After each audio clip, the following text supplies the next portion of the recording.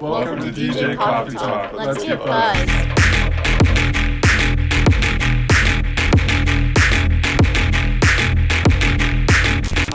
That Manion remix.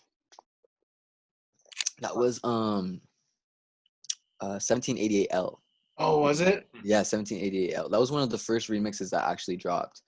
He posted that, and I was just kind of holding on to it. I had downloaded it onto a flash drive.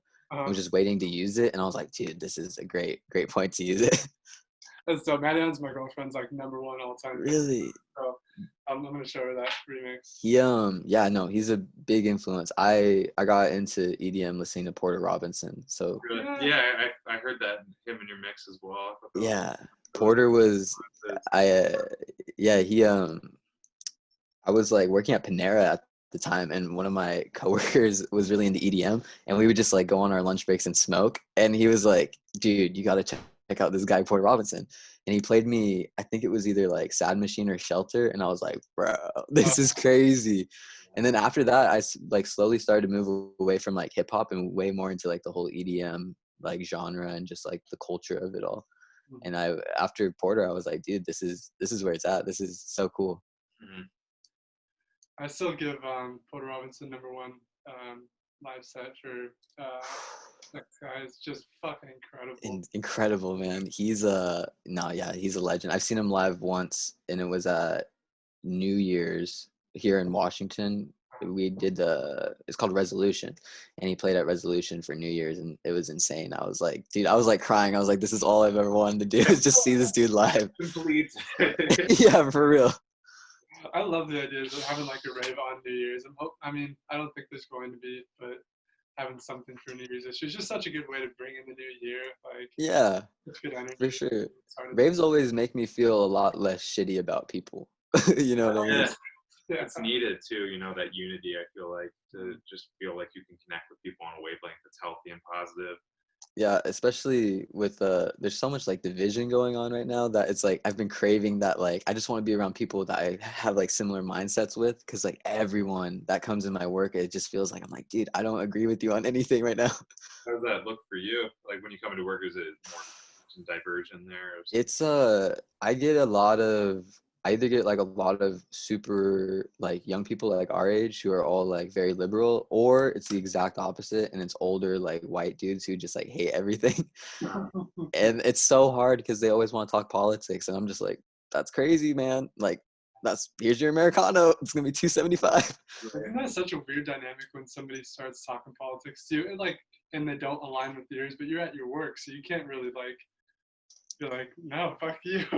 Yeah, it's almost like pretending to like someone. You're like, I just want to get a tip, so I'm just gonna say like, that's awesome, but please leave. Like, I don't like you. Right. You want to be genuine too, but it's just finding that line's hard, especially when you're in a professional like role, because you can't. Oh, dude. You gotta fit your role and do your job, but it's just part of you screaming on the inside. And it's like, you know, like with you as a person, it's like, I don't agree with this, but no. Give me not a tip, please. Yeah, exactly. You're like, you're funding everything I'm doing, so like, please give me money. Right. But lately, I've been getting kind of sick of it, and people will just start talking about politics. I'm just like, all right, like I don't really agree, but cool, have a good day. Yeah. It just seems like it's just become so kind of like redundant, like day to day, just like hearing about stupid shit every day. Yeah, I feel like people don't know what to believe anymore to an extent. They don't know what's exactly real. A lot of fear mongering. And it's just like what happens today that actually is real, you know?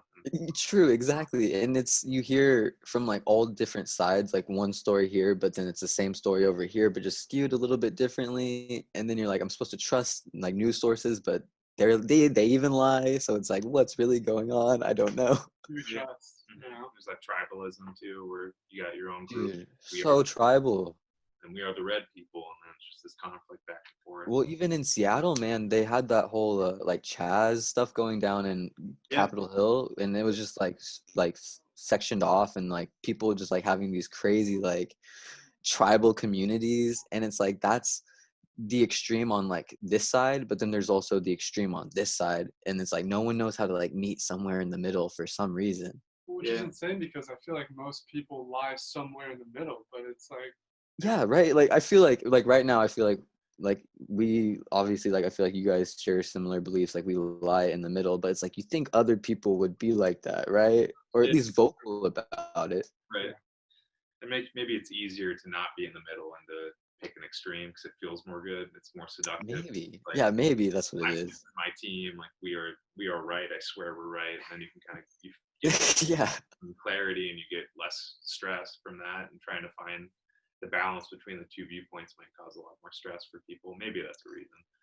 It is, I mean, like you said with the whole like the tribal thing, it happens even like in the West Coast, East Coast. Like people are like, I'm from the West Coast, they're like, I'm from the East Coast. And it's just like for like whatever reason, you know what I mean? It's like you live in different areas. Like Yeah. people just like gravitate to having something to identify with. At They're like, this is me. I'm this person. what point is that good fun, and then what point is it Yeah. you're good fun? I feel like it can be fun, competitive, like sports or Sure, something along those lines. But Right.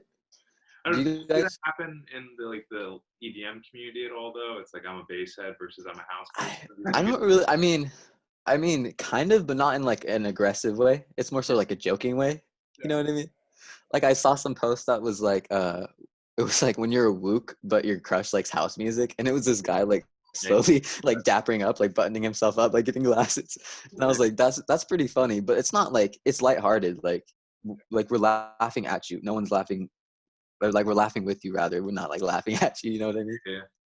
Which I think is something that's so beautiful. I don't want to over idealize. I mean, EDM culture, I'm sure it's got its flaws too, but that's one of the Oh, for things. sure. Yeah, I mean, but that's one of the things that's cool is that there's so much acceptance and love sometimes if you look for the right pockets, which is kind of right back to what you were saying at the beginning of this conversation, where I was like, I like raves because they make me like people again, you know, They make me like people. which is nice. It's just that connectivity. It's like a spiritual experience to an extent, you know. Do you guys think that raves are gonna, when they do come back eventually, do you think they're gonna be a lot different because of COVID happening and everything? I'm gonna say no, just because mostly No? I want to say no, but I think eventually we're gonna get back to a place where we're okay with that. I don't like time frame. I don't know about time frame, but Yeah. eventually we get back to a place where live events are possible. You know. Yeah, definitely. I'd agree too. I mean, I feel like I'm not going to get overly political or anything, but I feel like this is one of the time periods where there's a lot of fear in the air too, and I would say likely it's probably going to get back to exactly the way it was. I mean, it's just we don't know what to believe right now for various reasons. Yeah. It creates a lot of high stress scenarios. I really hope so. I mean, I was already wearing a mask at raves beforehand, so Yeah. nothing changed. So what was the transition for you moving into a house full of 6 people that all do music? Was that premeditated, or was it more like this just kind of worked out? I want to say behind the scenes, I was kind of manipulating all my friends in order to kind of like get them in the same house together. But it started, so I haven't lived with my parents or anything since I was like 17. And I just kind of like homie hopped houses around, eventually found a girlfriend and then moved in with her and her family. And then we'd been dating for a while. And then just recently in March, we all decided that her and like all of my friends growing up wanted to go ahead and try to get a house together. And making music has always been something I've been into. I remember probably my senior year of high school, I had like GarageBand on my iPhone, and I would just be in the back of class, like making little beats, like tapping the different loops, like hearing what sounded nice. And then I slowly got more into like trap music off of hip hop because I was a hip hop head growing up. I started on like J. Cole and like Kanye West, Kendrick Lamar, and then slowly transitioned into like trap music because San Holo started releasing those crazy remixes back in the day. It was like Don't Touch the Classics. And then that was like the first kind of like, oh, whoa, this is like a cool sound. But I still kept within that like trap genre, and then started introducing it to my friends in high school. And then that's when they were like, yo, this is pretty cool too. Like, I like this music. And then it's, you know how it is with EDM. Like, once you kind of dip your toes, you start hearing all the crazy, like, bass stuff, like Excision, Ganja White Knight, like all those crazy artists. And then it's like, you can't go back. Like, you're like, this is me now. Like, this is who I am. Yeah. So they started getting into all of that. And then we took them to their first rave, which was last year. We went to Freak Night, which is a big Yeah, you've probably heard of it. Mhm. We took them to Freak Night, and they were just like blown away. And I think we all had this like kind of like experience together where we're like we want to do this. Like if Yeah. we're gonna try to pursue something, like it's gonna have to try to be music. And if it's not music, I don't really know what the fuck else it is. But I'm just gonna keep grinding out till I'm like 25 and gotta pay my own insurance, I guess. So honest too. I love that. Dude, it's honest because it's like you have to be with yourself. Like I'm trying not to get ahead of myself. Like I don't by any means want to be playing EDC or anything. That would be like fucking amazing. But I just want to like get in at like a club and like make a livable wage for like my family. You know what I mean? Yeah. Yeah. That's important though. How often do you kind of check yourself and check in with like what your realistic goals are? Is that just something you have ingrained, or is it something you continually It's do? pretty much every day, man. I definitely like I try to it's hard because you want to believe that your stuff is like hot, like you got the best this, the best that, but then you hear other people's stuff and you're like, whoa, my stuff is not that good at all. And so you kind of have to have like this reality check, but also it's like finding that healthy balance, like what we were talking about earlier with like self-love and also like being just really honest and being like, look, realistically the chances of you doing something at a high level aren't super like high, but if you just work really hard and stick to what you believe and at least like just manifest it and like really really give your best effort, something will come. Like is like something's got to happen, even if it's not anything crazy. It's got to be like something, because like you're just putting so much energy into like this one particular thing. It's like there's no way that something can't come about that, right? Yeah. And it opens some sort of doors, that kind of your point. Regardless, will For open sure. something up, and then you can move. But Yeah, you feel like some artists, or maybe some people you've been around because you've been in music for a little bit, they'll have ideals of what they want to be, and that crushes them from even trying to do anything because they're like, oh, I want to be like Porter. definitely. I'm never gonna be, Definitely. and if I'm never gonna be at EDC, there's no point in me mixing. But they also still Yes. have talent. Is that Yes. something you've seen? I have seen that. I've seen a lot of actually people coming through the drive-through at my coffee stand because, like I told you guys, it's a 24-hour coffee stand. So you see like every type of person. And I've had plenty of people come in who I'm just like, they just like, start small talk. I'm like, well, what are you doing? And they're like, oh, I'm a DJ. I'm going to play at EDC. Like, this is the goal. And I'm just like, oh, that's awesome. And they're like, what do you want to do? And I'm like, I'm a DJ too, but I'm not trying to like be up there just yet. Like, it's a double-edged knife or sword or whatever the hell, because it's like on one spectrum, thank you. Because on one spectrum it's like you like want to be super encouraging, but on the other it's like, if this doesn't pan out, I don't want to be that guy that's like telling his kids like, oh, I could have done something, like, you know what I mean, and then trying to like push them to do something. You're gonna be what I couldn't be, son. Like something. Yeah, Yeah. yeah, Like he, toxic yeah. at that point. Exactly. It's like that dad that's always like, "You're gonna be the next quarterback." Like, I could have won state. It's like, come on, man.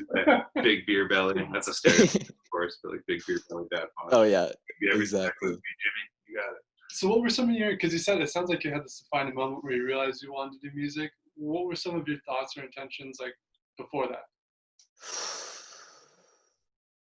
That's a great question, because honestly, like trying to remember back, I don't know. It's like once I found out I wanted to do this, I just like hit a reset and it was like everything before this, like cut it clean, like just start here and just try to build something. If I could be honest, I've always really wanted to do something with English. I went to college originally to be an English major, and then I wanted to be a teacher and realized that teachers don't get paid that much. So I kind of like took a step back, reevaluated, realized that college wasn't really even for me personally because I didn't have a clear mindset of where I wanted to go. Sure. I realized I was just kind of wasting my parents' money and also my own money. So I was like, I'm out of here. Like I'll figure out something else. Like I'm still young. But I no means is college bad. Like when you guys are saying you guys majored in psychology, I think that's fucking awesome because I always wanted to do something with psychology. In particular, if it wasn't uh English, like being a teacher, I wanted to be an art therapist, which is a super outlandish gig. Very It's cool, out though. there though. Yeah. Yeah, that's dope. Yeah. I feel like it will because to an extent, I feel like live music kind of is art therapy, just not in a clinical setting, you know? No, that's actually a really cool way to put it. I've never even thought about that, but yeah, absolutely, it is. Yeah, just not a clinical setting, but there is this like euphoric kind of like feeling, and like Like you're group able to. environment, too, that you were talking about earlier. I think that's a component of it as well, connecting with a group of people and then feeling like, you know, and having this experience, you know, just something we've talked about with a lot of artists, but it's just this experience where you're in a place, but you're also in a different place at the same time. Yeah, Physically, your body's somewhere, but like spiritually and psychologically, you're somewhere else. You can yeah, kind of process all these things that maybe have happened in your life, which can be exacerbated by potentially substances of some sort. That's things that absolutely. can happen as well, but it can take you into different areas of your own psychology, which is so cool. But I think there is this idea that psychological healing can only happen in an administrative office space where there's a clinician, which I think is true to an extent, but not entirely. And I hope Hmm. to clarify some of that in the next decade as a culture. Yeah. Well, I'll just be honest. I take mushrooms all the time, and That's great. they've been incredibly helpful in my own mental health. Yeah.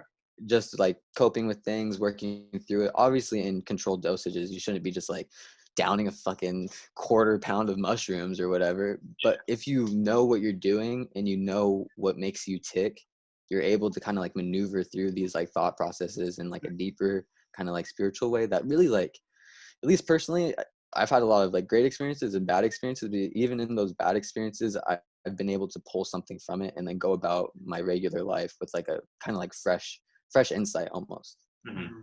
Kind of helps you understand yourself in different dimensions. For sure. And I personally have always had a very difficult time understanding myself, which Mm. I think music's a great outlet for that. I don't know if you guys relate, but I've always found music to be incredibly healing when it comes to just like you said, understanding yourself and like kind of what makes you work as a person. Right. Absolutely. Do you feel that it expresses parts of yourself that you can't articulate yet? So you can't put it into words, but you can feel it. You're just trying to find that wavelength where everything kind of harmonizes. Absolutely. Yeah, absolutely, man. I think it's if you look at like your 10 favorite artists, I think you can kind of like get an idea of who you are as a person. Yeah. Yeah. For sure. Isn't that Yeah. true too? You can kind of not entirely. You can't get a person by the type of music they're into, but you can kind of start to understand that personality type, Yeah, for sure.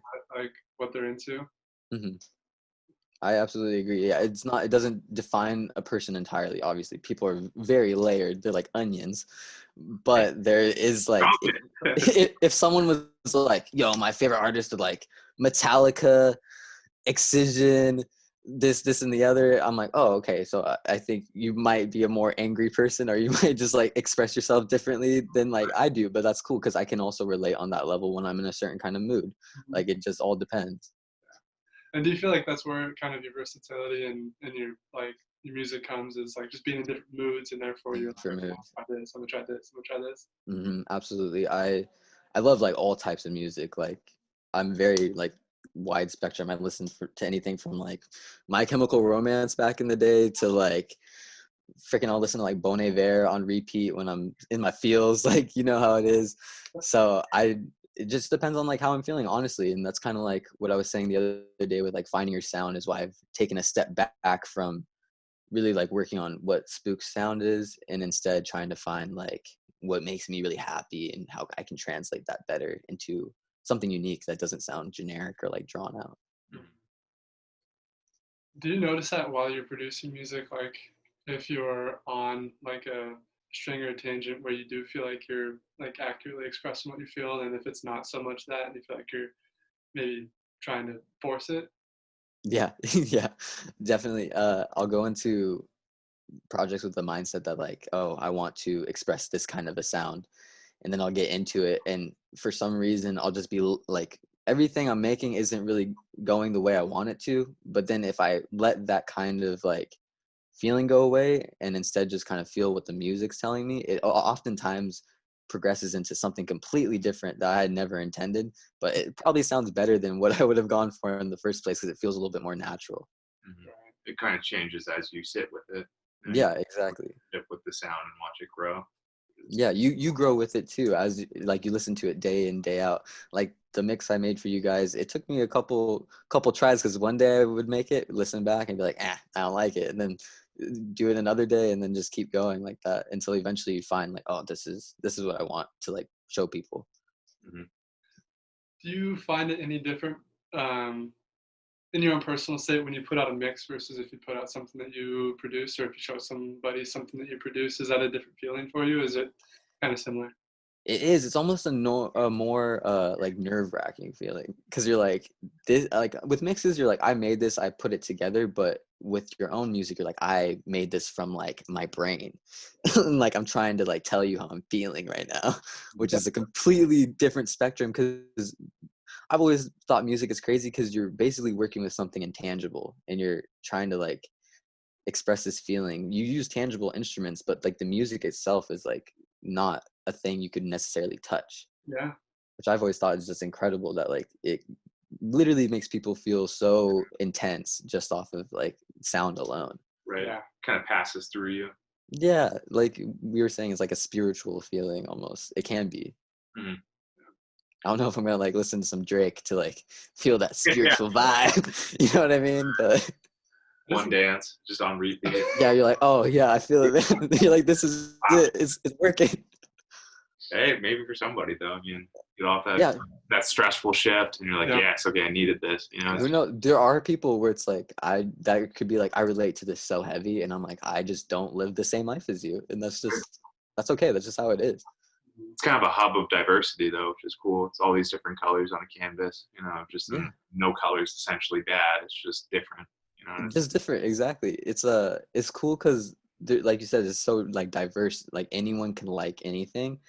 But have you ever met someone who's like, I don't really listen to music? yeah, it hurts. It hurts, man. I'm like, I don't know if I could trust you. Yeah.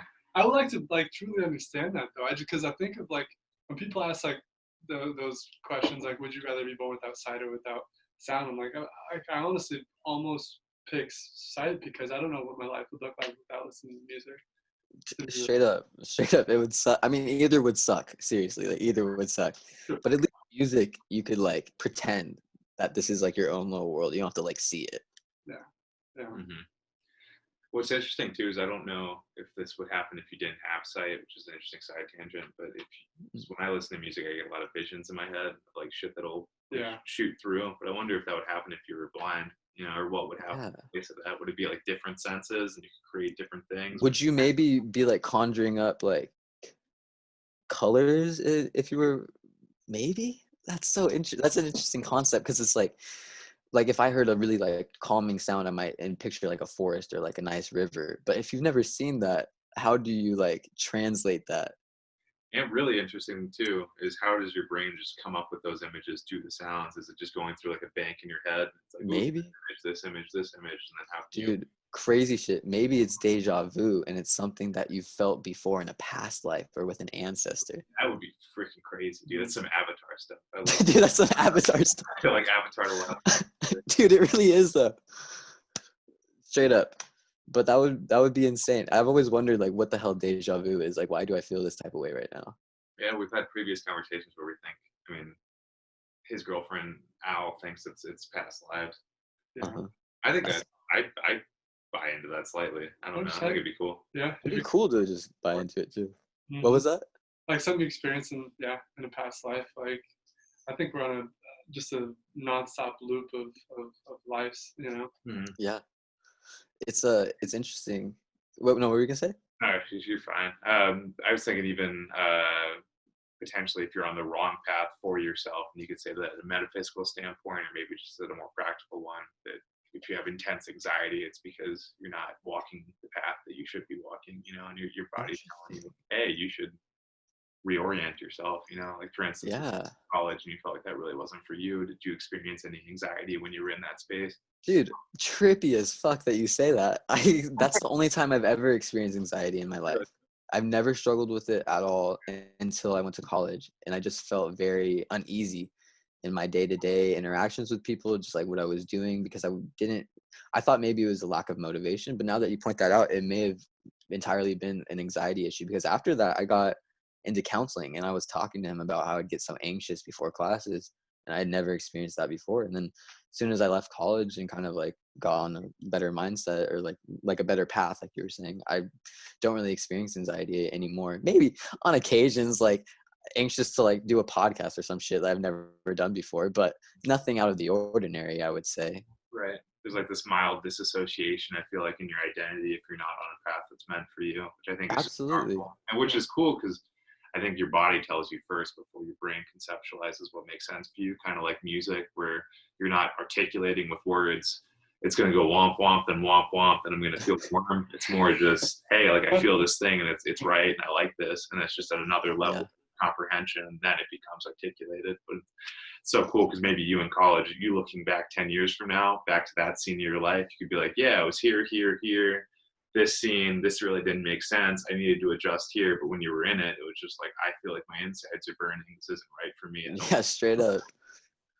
I know that's an insane concept. I've never articulated it like that, or even thought of articulating like that. But that's incredibly interesting. I have always wondered, because my girlfriend struggles from extreme anxiety, and I just don't get it sometimes. Like I'm like why are you tripping? Like what's the problem here? Like, and maybe it's that similar thing you were saying. Maybe it's just like your identity is not aligning properly with where you're supposed to be or what you're supposed to necessarily be doing.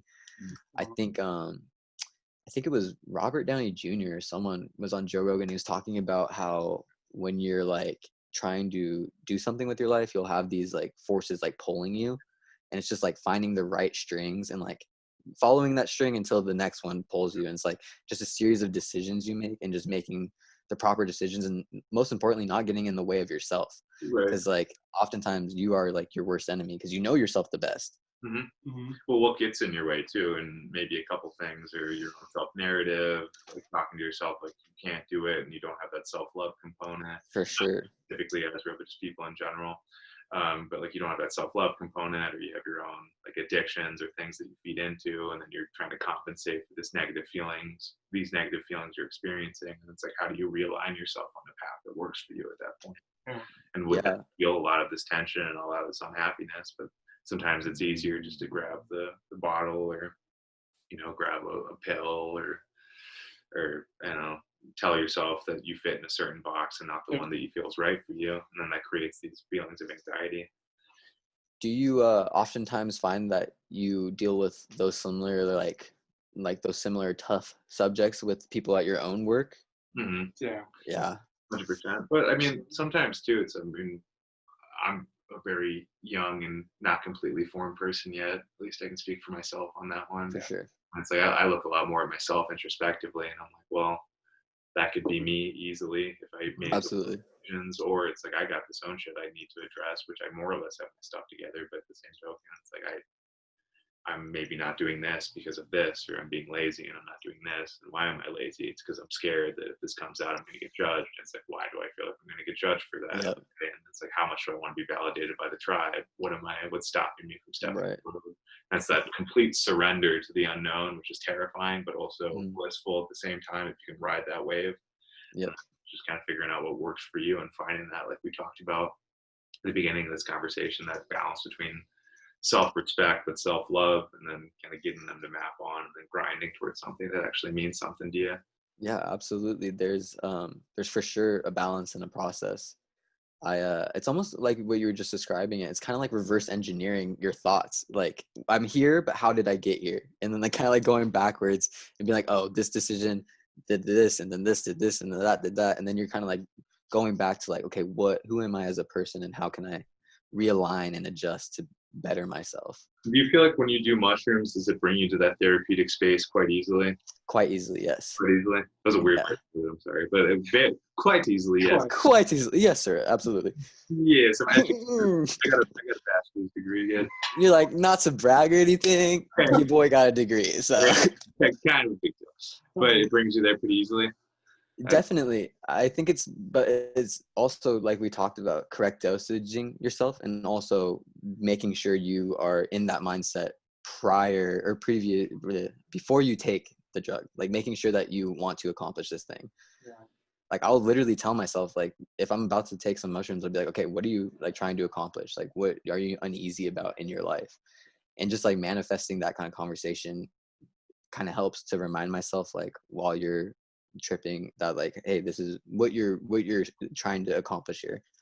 I think that helps a lot. And I think that's similar to what a lot of people do in therapeutic settings, at least from what I've heard. And I know Colorado's doing some small testing on people with MDMA and psilocybin, but I think that's really interesting. Yeah. Do you feel like for you it took a while to kind of realize how to use the mushrooms in that way? Like, Yes. yeah. Yeah. Trial and error for sure. Yeah, it's definitely knowing yourself, because everyone's different, right? Like, I've had friends who are like, oh, I take this much of this and I feel this kind of way, and I've had friends who are like, I take this much of this and I feel this kind of way. It's really just like dipping your toes in. And also, like, I think, I hate to say it, but like sometimes people need to have a really awful experience to like really like work through that bad stuff. I know I've had personally like plenty of bad experiences that have always helped me like become a better person after it.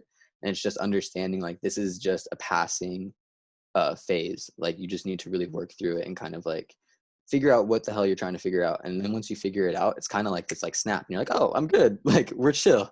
Like, I got to what I was trying to work through.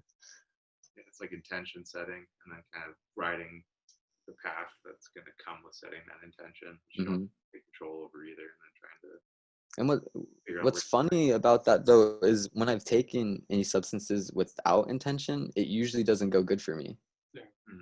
And I usually just find myself in this constant like state of like, why am I doing, like, I have work tomorrow. Like, what am I doing right now? Like, my parents probably hate me, like shit like that, where you're like, why am I even thinking about this right now? Yeah, and I feel like sometimes those thoughts can be addictive to the negative ones. Depends on your temperament too, but you can Absolutely. it's easier to slip into them because you start going down the pit. It's like, yeah, you suck. Of course you suck. This is why. Well, of course you suck, man. This is why. That thing you did in 3rd grade. You're like, no. Yeah, do it. It's like 2nd grade. I'm never gonna forget. Yeah, exactly. 6th grade when you got like had that thing happen. Of course, that's why. It's like, oh, exactly. Trying to accept. Do you guys? I was gonna ask. Do you guys partake in psilocybin per chance? Have partaken, yes. Yeah, we've had limited. What are you guys? But yeah. What would your guys' kind of takeaways been? I think my first experience was probably what you were talking about. Like, I was trying to set intentions, but I didn't really understand what the substance was. So I don't think I fully knew what was coming, which, like you said, I think is good, because I had what you'd probably consider like a bad trip where I lost like all meaning to everything. But in recovering from that, coming back to being like sober, all the meaning to things started like coming back. And that's where I learned, like, everything has a meaning, whether it'd be obvious to you in, your everyday mindset or not. Like, everything does have a meaning, And it sounds kind of simple saying that now. It meant the world to me in the moment. Like, holy shit. It's cliche, but like understanding that in that moment is everything. And like being able to carry that on, but like use it in a manner that's actually meaningful, not just as like a mantra, like, you can do it, bud, but like actually being like, no, you can do it, man. Like, you got this shit. Like, lock in, and you can make it happen.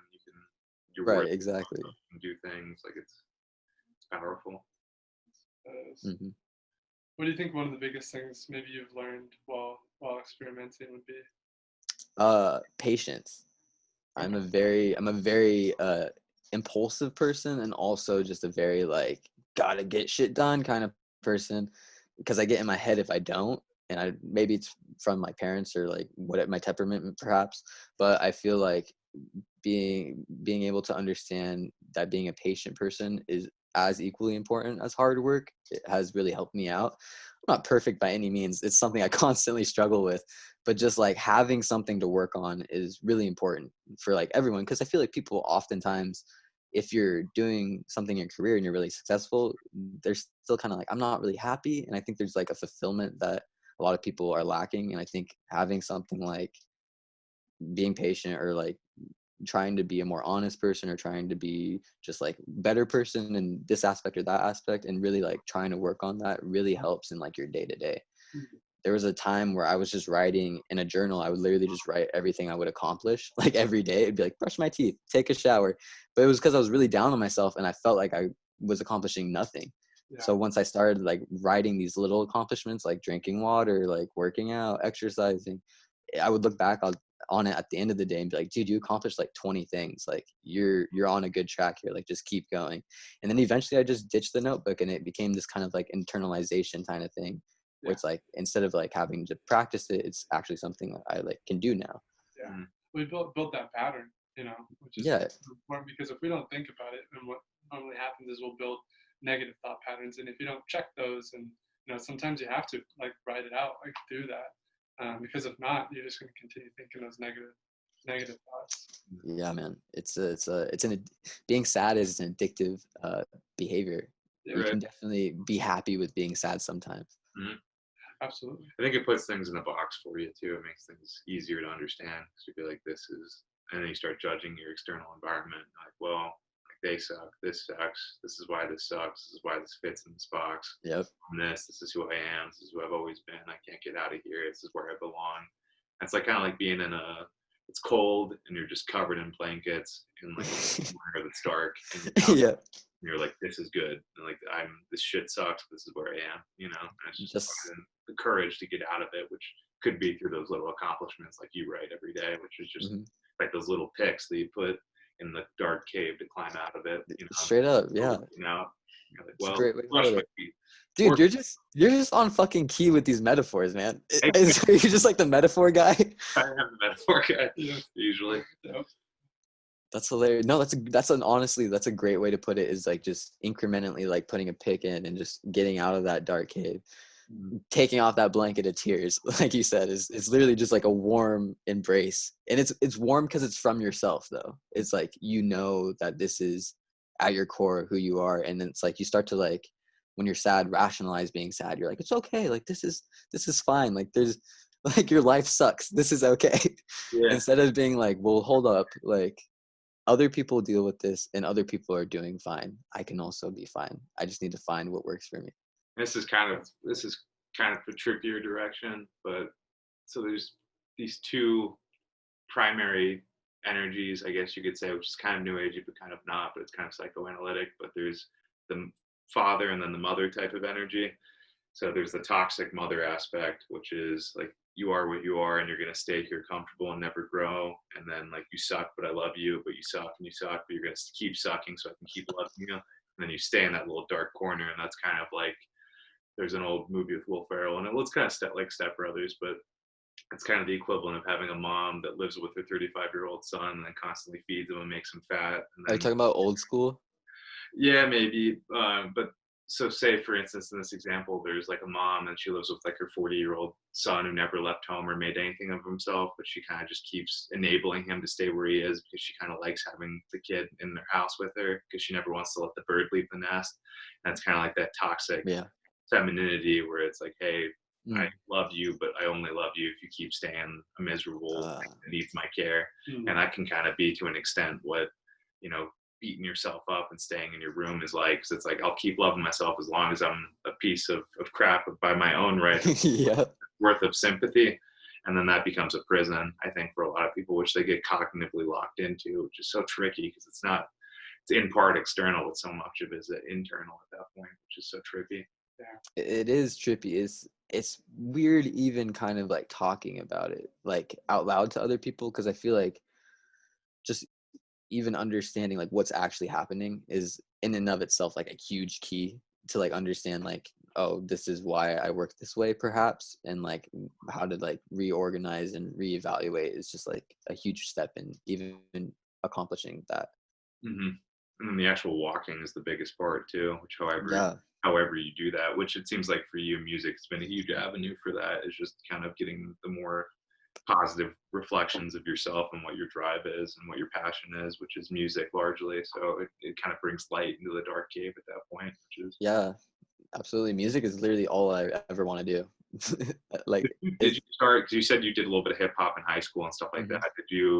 Was like 13-year-old Ezra really into music as well? You said garage band, like 10-year-old, 9-year-old Ezra, were you like, wow, I really like messing around with music? Or was that something that came later in your life? I came from a super religious church family. Okay. They had a Bible study all throughout us growing up, and they would like sing church tunes in the Bible study. So I think subconsciously in the back of my brain, that was always working for me. I'd never really participated in like singing or anything just because I was really young at the time until I was about, I think like 10. I found YouTube and got into the Beatles. And that was like what took it away for like music in general, like not EDM, just the music in general. It started with the Beatles. I went down that whole rabbit hole of like Paul McCartney conspiracies, like he's dead, like they replaced him, and like all this stuff. Like on the album covers, there's like all these hidden meanings. If you reverse Strawberry Fields, it says I buried Paul, like all this crazy shit. I got into, and I was like, dude, this is like its own little like world. Like outside of this, there's obviously like politics and bills and whatnot, but in this is like its whole like it's almost like a TV show, really. Like it's like a movie, like watching this, especially older people, like watching their career progress and like hearing all these crazy stories about like Beatlemania and like how Britain took over and all that stuff. Like got me really into music, and then from the Beatles, it just developed into like the Rolling Stones, and then into like Led Zeppelin, into Queen. I was big on Queen for a little while, and then I kind of took a break from music. I got back into music around like 13 when I went through like my emo stage, and then that's when I started listening to like Green Day, My Chemical Romance, like all those typical like punk rock bands. And then I started to get a little bit happier, I guess, and less emo. And then that's when I slowly found Porter Robinson, and then from there it was like I want to say Son Holo was probably next. Really big on Son. I really love him and the whole Bitbird crew. Former Hero. I know you guys know Former Hero. Shout out to Former Hero. Like people need to know about Former Hero. 10%. Because if they don't know about him, they need to know about him. They need to know about him, but also keep him low key because I don't want other people to know about him. At the same time.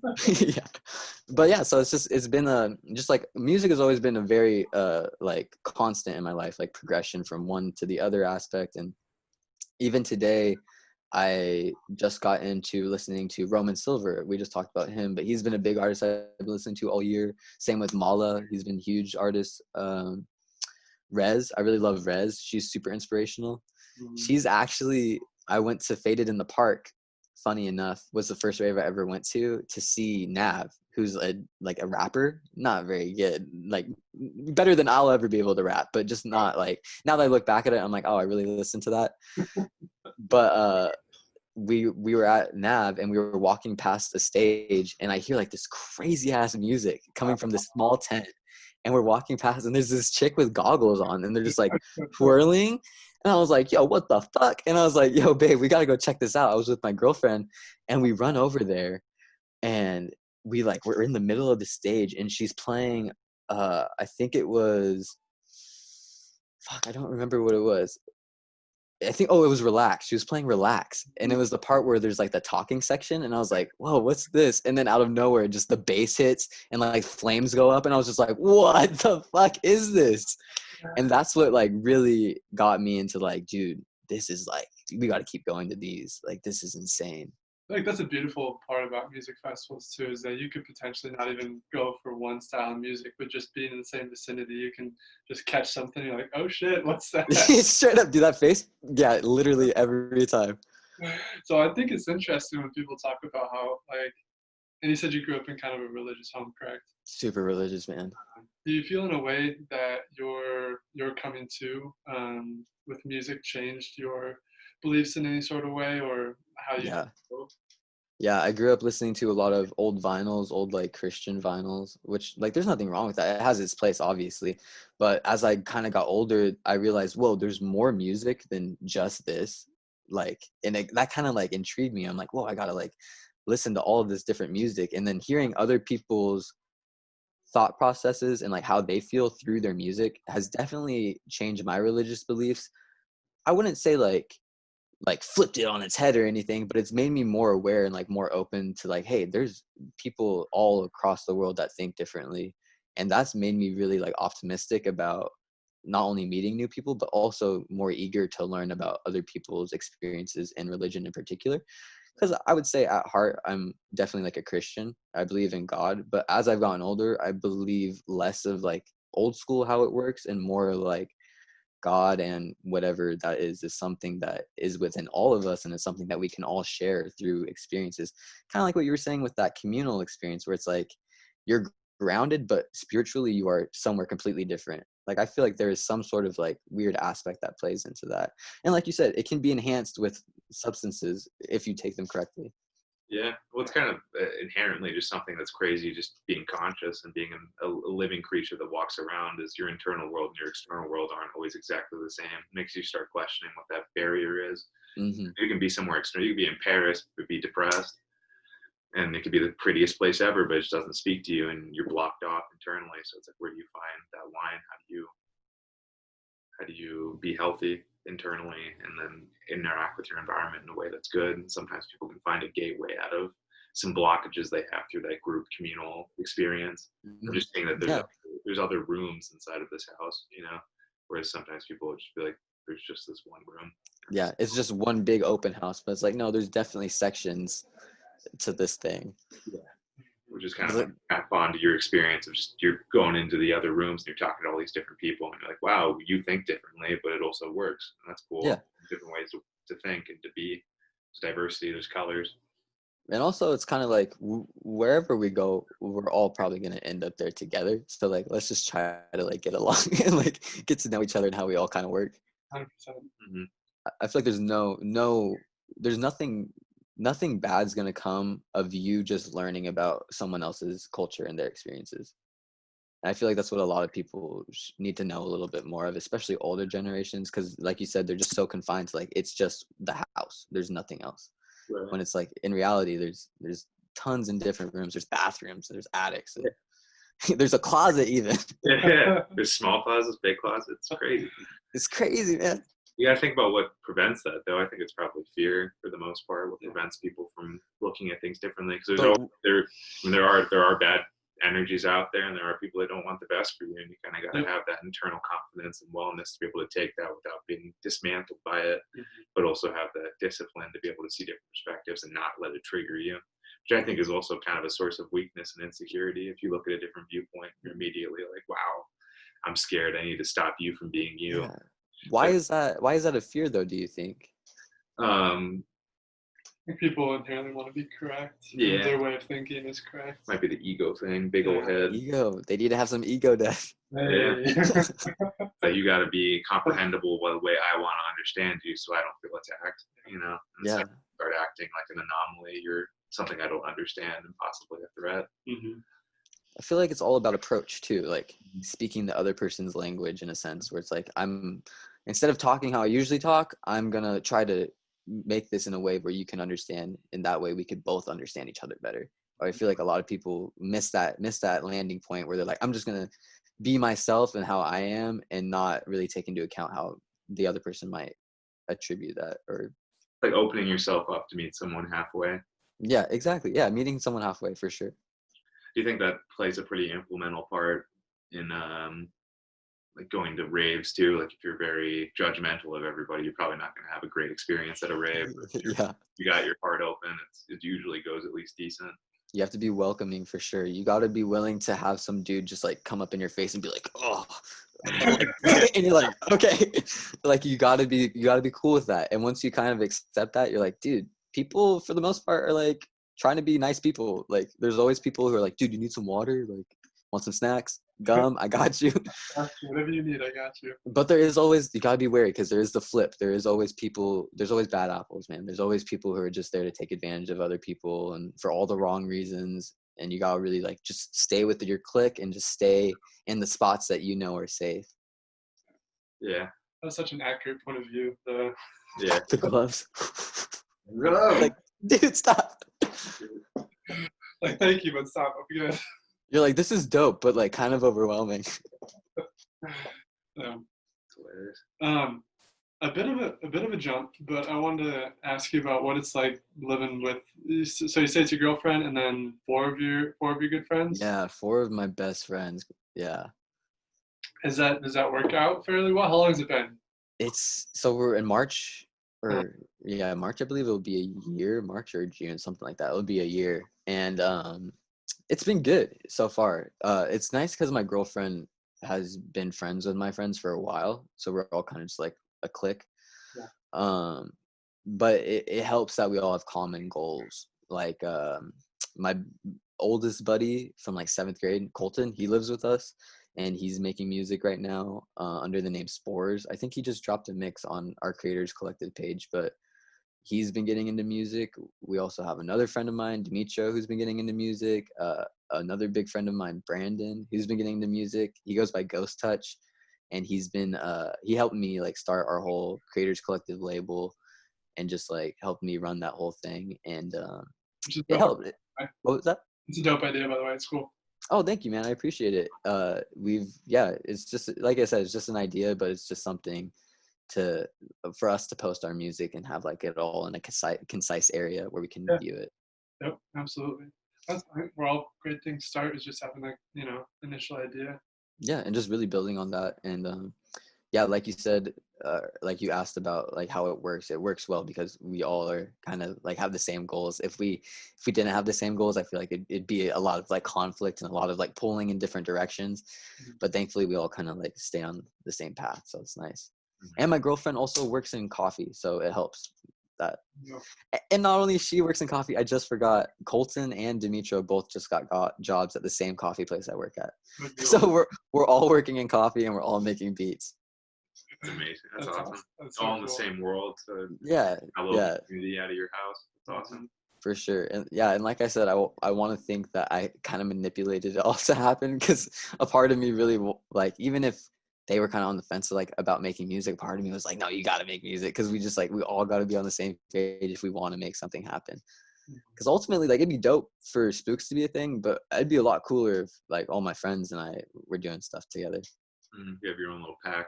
Yeah, for sure. Like a group, like Bitbird or like Osla, like those are just basically at the essence of it, they're just friends who are all making music together.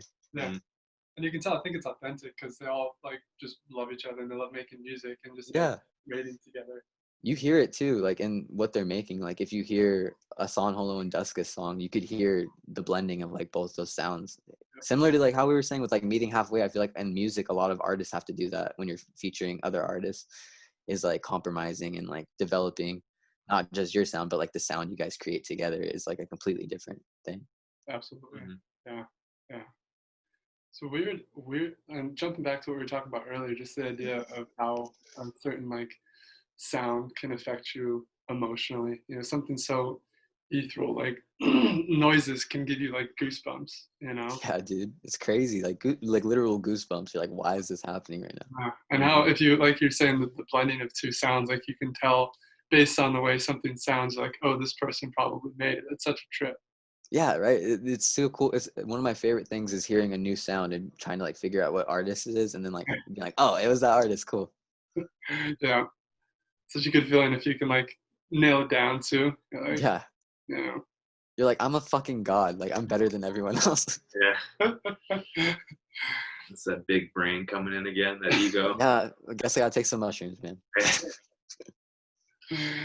Yeah. You got something? No, I have to look like I'm you. trying. No, I'm trying to pull something. I had a couple things that I wanted to say. No. So what is that? So in terms of Spook's journey, what is your authentic sound starting to become? Do you feel like you're starting to figure out what that is for you, or is it still kind of a trial and error? And do you feel Getting there, man. a group of idols that you kind of look up to, that you take bits of their sound and mimic? Do you feel like that happened for you? Yeah, definitely. I've definitely been taking like bits and pieces of a lot of artists I've been listening to. In particular, I've been listening to tons of Disclosure. They like to use a lot of these like snappy and like clicking noises that are just like super bright.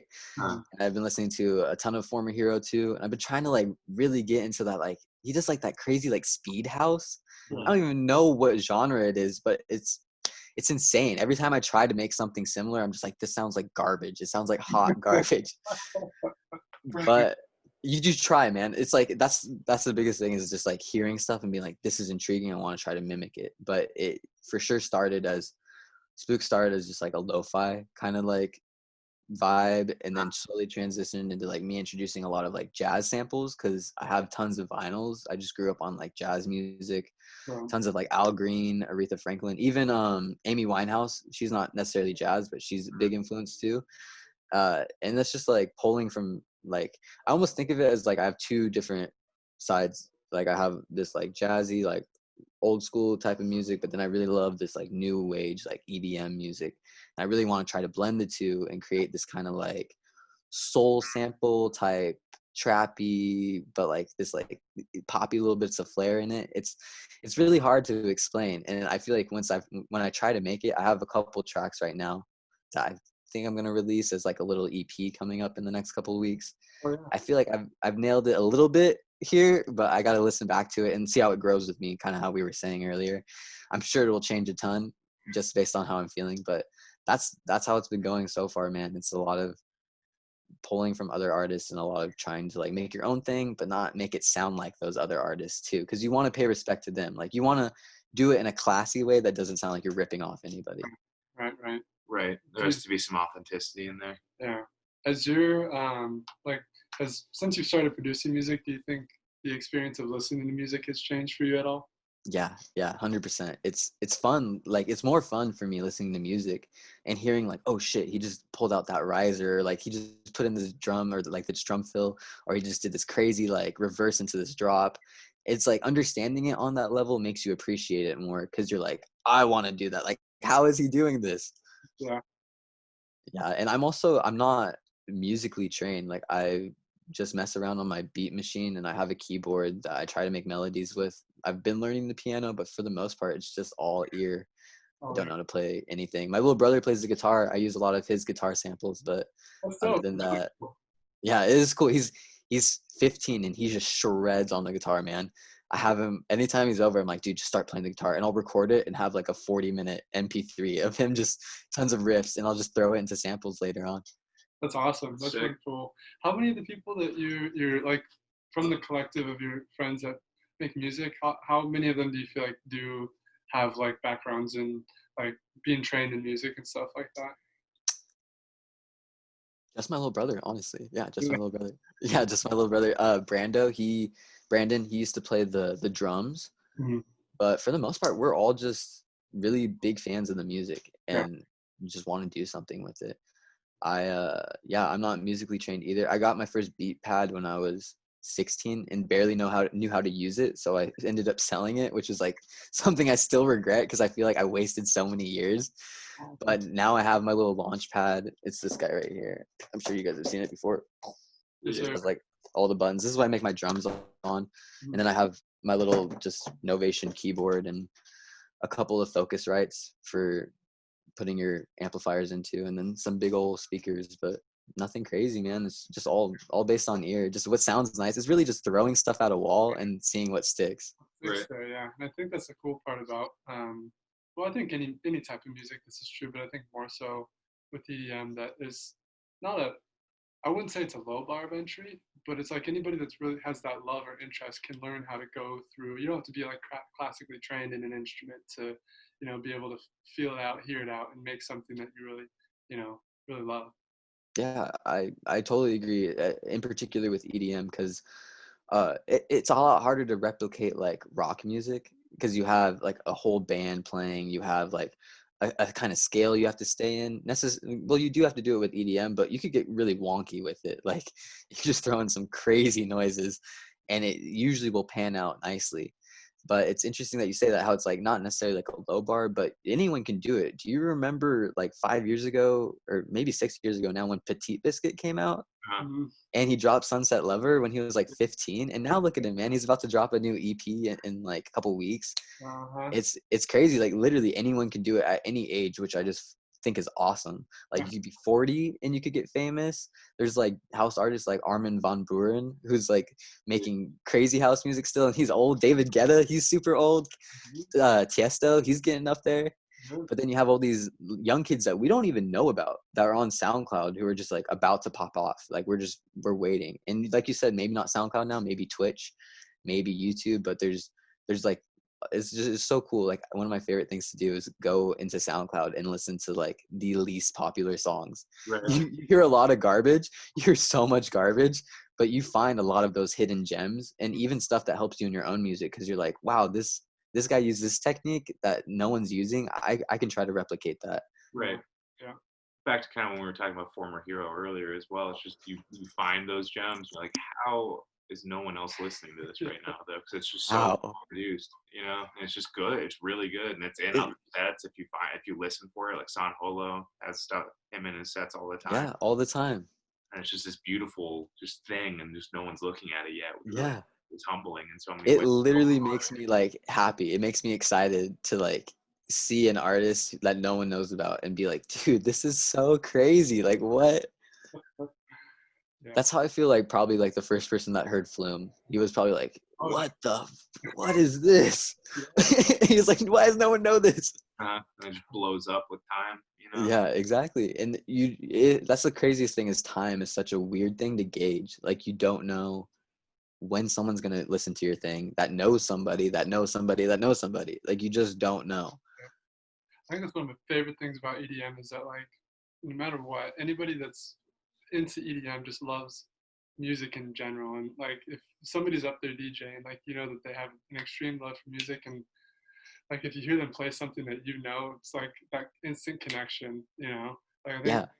when a lot of times in your sets that I've heard so far, a song will come up, I'm like, oh my god, I can't believe you listened to this. This is incredible. And Dude, that makes me so happy because a lot of times I try to put in like deep cuts and I'm like, I don't think anyone knows what this song is. this man had a Matt Mason remix. And Really? one of his mixes, I was like, what? Yep, that makes dude, yeah, you sent that to me and I was like, dude, you know this song? Like that makes me happy because it's like it's really who you know, like, and someone's bound to know that other person. That it's just like it's just a cool like chain of connection. Mhm. And do you feel when you're DJing and putting that music out there that you're like paying homage to that person? You're like, I really like. Do you think that deeply about what you put into your mixes? You're like, I really fuck with this, so I'm gonna see. Yeah, I have a notes pad on my phone, but I also carry a notes pad around, and this Oh, is nice. just full of mixes. Oh, Like dude. literally every page is a mix, and I'll go and re-listen to it at like different points in the week and like edit it however I'm feeling. But a lot of the time, like you said, it's paying homage to that artist. Like this artist made me feel this type of way. I just want to carry that on and like share that experience, and hopefully someone will hear that and also feel inspired to make something. Like So, that's honestly the biggest goal is just inspiring other people. God, that's so nice though. It's just so like so much connectivity and positivity in that though. That's just so glossed over. I feel like with a lot of the world right now, and that's just a bundle of light that's so needed. Though it's just like this is some good energy that makes you feel good, makes you reflect on your life. Yeah, It is just have it. I want it to go around and pass. straight up, dude. It's just passing people energy. It's yeah. like, dude, this made me so happy. I hope it makes you happy too. Mhm. Like that's our whole creators collective mantra is created to create because we just want to create shit that makes other people like, oh, this makes me want to create something. Yeah. That's a beautiful idea. That's Mhm. a beautiful notion. 100%. Yeah. Fantastic. But really quick to get off topic a little bit, I wanted to ask how you guys got started with your podcast. Like what made you guys like want to do this? So we've been friends for about going on 5 years now, Yeah. 4 or 5. Sure. Since we met each other, we always had really deep conversations, and we felt like we didn't always have an opportunity to share that with others. So we were like, well, what's something we can do that we can have long form, deep conversations with, and then talk with people? And then it turned into a podcast. And then we sort of started adding stuff that gave us a lot of love and joy, which EDM music was one of those things that I think brought a lot of joy and a lot of meaning and a lot of healing into our lives. And we're like, Yeah. we connected to that. Our names are Devin and Jack, so we're like DJ that works out, and then It all makes sense. It all makes sense. it all connects, right? And then we It's ended up, clicking. and then we've had some awesome conversations with people we would have never talked to normally, which has been a blessing, and kind of figuring out more about ourselves in the process. Because I could see us probably branching out and doing a lot of different types of stuff, but we're kind For of sure. using this as a vehicle to figure out what our strengths and our weaknesses are, and then kind of going from there. But And I was gonna say, if you guys ever want to collab on music or need a place to release music, like feel free to let me know. We don't have a huge following, but it's better than like no people or anything. right, Yeah, absolutely. yeah, and then Absolutely. likewise too, if you want to come on our page, Dude, I collab. think you guys are fucking dope. If you ever want to do episodes, let me know. Yeah, for sure. Right And on. if you ever want to release something too, we can release it through our page. Yeah, Freaks, stuff like that, previews of some new albums you have coming out. for And sure, man. our goal. Anything? What did you say? Oh, I'm sorry about that. I have a No, bad. you're good. When I get really into a thought, No, I just keep going, which I'm working on. But so if you have stuff that we always want to bring context to who you are as an artist as well, and give you like numerous dimensions to look at you as an artist. So we always want to provide that service, be able to Yeah. And see. likewise, man, I feel like supporting like local artists and just like lesser known artists, like helping each other out is how it's gonna like, that's how you're gonna get well known. Because like just talking to you guys about like hearing you guys talk about like philosophy and stuff, I really enjoy, and I enjoy like the different variety of people you've had on the podcast. Because sometimes I'll hear someone like, I forget his name, but he was like, I think he was from India or some different, like Europe or somewhere over there, and you guys talked to him, and it was just cool, like being like, oh, I could get a little bit of this, but then I could also talk to a fitness guru. I could hear it from from the Half Dead group. I could hear it from like all these different people, and I just think that's so dope, because you don't really get that all the time, especially lately with podcasts, because I think COVID is has kind of made it harder for like guests to travel to like different places and stuff. But I really enjoy your guys' podcast. I think it's dope. I've shown it to one of my friends here. His name's Colton. He's huge on podcasts. He wanted to start his own podcast a while ago. And I told him, I was like, dude, there's these 2 dudes in Arizona who run a podcast. He was like, no way. So yeah. That's pretty. Yeah. And I think what I've been noticing is that exactly like the idea that you were presenting, just the idea of wanting to share and create is like the underlying message for all the artists that we've been talking about. People that create art, that's just what, I mean, they're so different in like how they present that and what their lives look like. But the same message is similar, that like they just want to share positivity and share light. And I think that's kind of one of the reasons that we've been wanting to do this too, is in our own way, we just want to have a vehicle to give people the light to like, start creating, or maybe start doing something, or just like have a new idea. And like you're saying, just like motivate somebody to do something, I think a big trend of this as well is health. It's just making people feel better in whatever way they need to feel better, whether that be a fitness guru talking, or whether that be talking about music and acceptance, and it's just finding different avenues to bring light into people's lives. And then layering that over with art as well, because it's such a beautiful medium for making people connect with different aspects of themselves without giving them a lecture. This lecture doesn't always get the point across. It's like, look at Ezra. He is living what his life is meant to be. He's feeling good. He's battled with himself, but he's on a path that makes him happy right now. And I think people, I mean, you're motivational to me. Like Oh, thank you, man. I appreciate that. But I think that's what everybody needs, is just like that collectiveness, space for conversation and acceptance. And there's also, areas to be competitive and grow, but it's good to have that hub of just ideas and openness. And there's a lot of different ways to play the game of life. There's so many different ways, man. Different ways, and then just find a way that works for you. And I don't even think there's like one right way. I think it's fit to whoever you are. Yeah, and it's just getting into the right shade for you, whatever that color is, and then just kind of around and living your life. What are your guys' biggest kind of like inspirations? Not only like in podcasting, obviously, but like in music in general. Like, who are some artists for you that you're just like, oh, this really helps me. This is like who I am. I identify with these kind of people. You can go first. San Holo. I can't explain like the feeling, and this sounds so no, not at all, man. The feeling that I had like when I first listened to album 1 was just like it's another worldly experience. I remember exactly where I was, remember exactly what I was doing, and I just completely felt his soul come through his music. And that's something that I look for in any type of art. It's like, because that's what I think people are trying to do, is like, to the best of their ability, express who they are through this vehicle. And like instantly I'm like, this is like San Holo. And it's just, and so I've been trying to mimic that in my own life and try and do things that express who I am. And he's probably one of the biggest. And the fact that he's like so promoting of his friends too. So promoting, dude.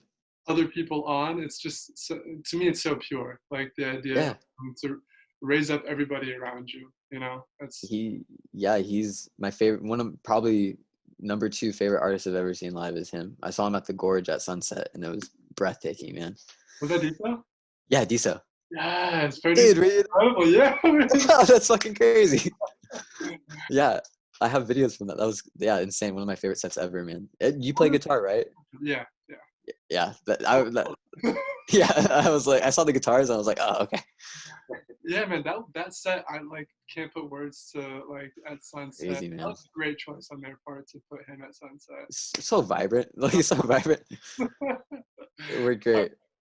Quick aside, did you get to see Getter's set? At I DC? did, yeah. I saw I think it was like the last 10 or 15 minutes before Zed's Dead came on, and Oh that my, was pretty nice.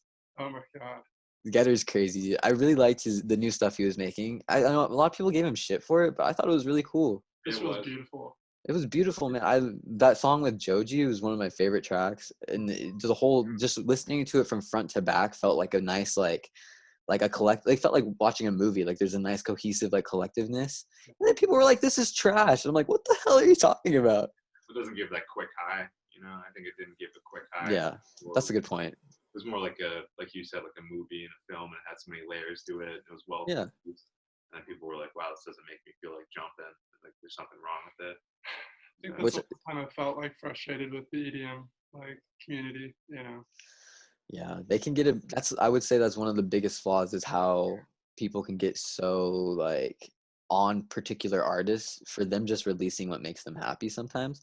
There's the pro of that, which is like this awesome, like people are so supportive, but then there's the con where it's like people know you for a certain thing and they get mad if you try to change that. Mm-hmm. Yeah, like I feel like if Daft Punk just came out with an album and took their masks off, people would be like, "What the fuck, dude? Put it back on." Like it'd be cool, but it'd be such a change up. Like, what are you doing? Yeah, right, exactly. And maybe that goes back to what we were talking to earlier in the conversation of people having a difficult time, even in a community that promotes love, unity, and respect. The idea that it's hard to cross those hard boundaries and be fully open and accepting. Yeah, It's a challenge. it is a challenge. The biggest challenge, in my opinion, the fundamental one. Like no matter where you are, you could say one thing and then not actually act it out. Sometimes It's hard too. justified when you're not acting it out. It's very weird. You know, you can be extremely judgmental and then people feel justified in their judgment. Yeah, It's just yeah. you know, it's like, does it taste good? You know, Yeah, for sure. yeah, F you. It's like, Yeah, fuck you, man. It's just totally not what the culture is, though, fundamentally, or it's not what your job is at the end of the day. In being a human, you know, maybe we're not supposed to be here to crap on each other, you know. Yeah, like who's your place to say like that you don't like something just because someone else likes it? Yeah, right. You know what I mean? Like there's no need for that. Right back to fear, though, like we were talking about earlier. It's probably true. It's, you know, this isn't what I'm expecting of you. And it's like, these aren't my expectations. You're not fitting my box anymore. This isn't right. I can't trust you. And then, Right. And then we're just gonna clash and be really pissed off at each other for like years and years to come. Perennial story of warfare, in my opinion. That's a Tale big of two cities right there. so why we don't get along. But Jax, what was your favorite? Some of your favorite artists? I like a lot of house. I like Mala. I mean San Holo, of course. I'm kind of weird though. I bounce around a lot. I get like snippets of different artists that I like, and I like certain sounds that they play around with. And I just like bounce around from a bunch of different genres. I can't say there's one that I really vibe with completely, but there's always like a song that I'll feel where like this is totally where I'm at right now, and I love it. But it's more like I scrapbook a million different sounds. And I'm like, no, I get that. You vibe with what sounds like really resonates with you, as opposed to maybe not necessarily like the artist itself. Yeah, it's like what they're bringing out there and what they're channeling, and they could span to any genre.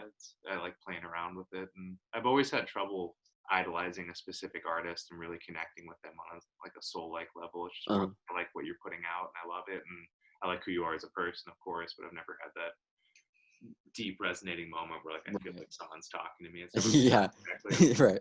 You're creating this sound and it's fucking awesome, and I love you as a human for making that sound. But it's less me and him. It's more like, this is some shit you made. It's crazy. Yeah. Do you have anyone in particular or anything in particular that you feel like you connect with on that level? Anything? What do you mean by thing? Maybe like not necessarily a music, but maybe like an activity, like a hobby of yours that helps you to like maybe feel that connection. usually like creating. I like video content production a lot. I like creating Nice. abstract art to music, which I'm trying to vent more energy into that. That's kind of one That'd of be the really things cool. where I feel a lot of negative emotion, like deep negative emotion, if I don't do it. So I'm not Mm. sure entirely if it's a choice. I kind of have to, I'm okay with it, but it's just like if I'm not doing that, if I'm not doing something that is playing with sounds and creating something and creating, I don't even know what it means when I'm creating it. Sometimes I think it's kind of like almost cultish looking, but it's just my I brain. know. I Create get it, man. It's and what you're feeling, is what you're thinking. yeah, and it just comes out, and that's kind of the only, that's where I feel completely flowed in and good, and it's kind of finding ways to. I'm an overthinker, so I think I overthink it, and I'm like, how can I monetize this? How can I Yeah. do something? How can I like make this into something I can use in society? And at the end of the day, it's really important just to sit with it, create, which I think that's where I have the most freedom. I just sometimes will overthink, and I don't allow myself to have that. I don't fall into like an analytic mode because I'm Yeah. pretty analytic, so I'll go into like the psychoanalyst mindset, which sometimes cause pain. It can be a bit self-destructive from time to time. 100%, but also really helpful. But it's a powerful thing, and I gotta aim it. It's a very like it's a very intense and like visceral kind of like, it can be self-destructive, but if you utilize it, it could also be the best thing ever. Right. And it's just using it correctly too, and that's something I've had to grapple with. And I feel like when I'm creating more artistic pieces, and I'm by no means good at it or great at it yet, though I am working toward it. It's a point where all that unifies, and Yeah. it's actually, if my intention's right and I manifest it, it becomes something beautiful. But I really have to be mindful of the process, but not too controlling. Yeah. Kind of, yeah. You have to have a slight restraint, but also this nice like free flowingness. Mhm. Do you work with any like kind of like audio visualizer equipment or anything? Do you use like Blender? If you have recommendations for the audio visual type stuff, I'd totally be down. I've kind of been guesstimating it a bit when I'm creating, and then I'll just be like, this sounds cool. And it's like, okay, I'm going to distort this, and it's like, I'm going to do this, I'm going to cut Yeah. it to look a certain way, but nothing that is just specifically designed for that. So if you have recommendations, Yeah, man. If you're interested, there is an application. I think it's free. It's for sure free. It's made by a bunch of other artists. It's called Blender, like the thing you blend stuff with. And I dabbled with it for maybe about a couple weeks, just trying to learn it. But it was just really advanced for me because I didn't know a lot of the terminology. You might be able to get it more, but a lot of artists use it for like VFX or audio visuals. They'll take like, it's like what you see at like raves and stuff, all the crazy visuals. They'll like sync it up and like chop up songs. this is a really interesting thing. I'm fascinated, and I'm breaking our podcast rule right now because usually No, you're good. it's mostly on you, and I try to talk less. But what I want to see in the future is like when you go to a really good movie and you sit in it, you completely lose yourself, and visually you're locked into a narrative, and then you like give perspective on your life. I want to see that hit the rave scene in 10 years. Right? You watch a set and there's a whole visual experience that's mapped to the audio. That would be insane. Is trying to communicate, but gives you enough liberty as a viewer to create whatever meanings you want to out of it. But it's so abstract and coolly made and fits a narrative structure to the point where it takes you through something and takes you on an odyssey in your own psychology. That's the first time I've articulated it like that too. Thank Dude, you. you need to hop on that. You guys both have the like, what's it called, like the artistic vibes, because like you were saying, maybe not music doesn't resonate like that, but it does with like visual.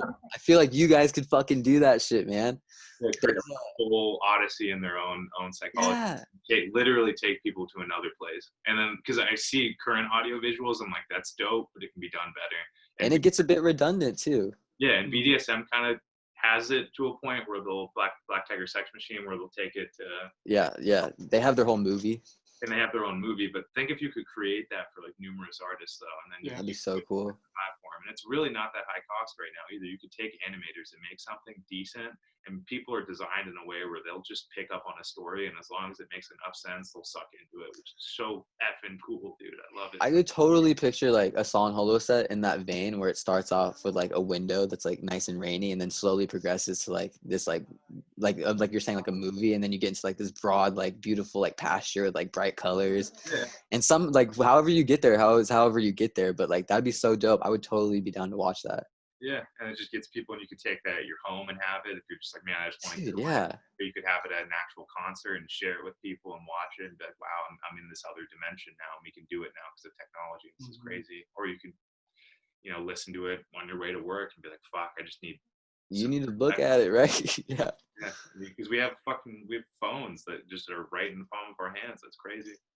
I think Daft Punk did something similar. They released a movie. I think it was called Almost Human or After Human, something weird like that. And it was a very like long, like hour and a half long thing, and it's them just like walking through a desert, and their music is playing, and it slowly progresses through them like going to different places and stuff. And then by the end of it, they blow up. But it's like this crazy like progression. But seeing that at a rave, like where you're like almost so captivated that you just have to like sit there and just like you're saying, like sometimes I go to the movies, man, and I don't even like want to look at who's next to me. I'm just like so like just in. Dude, you gotta hop on that. Trademark that shit right now.